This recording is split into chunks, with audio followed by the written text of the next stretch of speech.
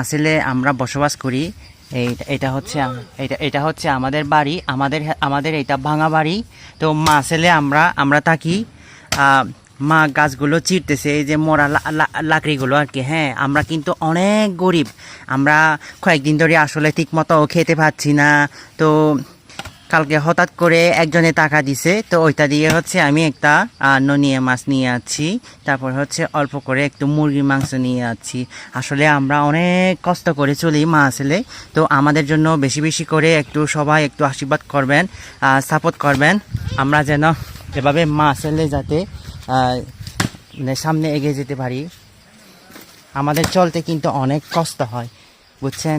মানে এই আমাদের ভিডিওগুলো দেখে আপনারা যদি একটু সহযোগিতা করেন আর কি, মানে সহযোগিতা বলতে কি, আমরা যাতে সামনে মা ছেলে মিলে হচ্ছে ভালো করে থাকতে পারি মতো আর কি। হ্যাঁ, চলতে পারি মতো আমাদেরকে যদি একটু ভালো যারা মানে বিত্তবান যারা আছেন, যদি আমাদেরকে যদি একটু ওইরকম সহযোগিতা করেন। এই যে মাকে দেখতে পাচ্ছেন, মা কিন্তু বয়স হয়ে গেছে, অনেক কষ্ট পাচ্ছে। সবাই ভালো থাকবেন, সবাইকে ধন্যবাদ।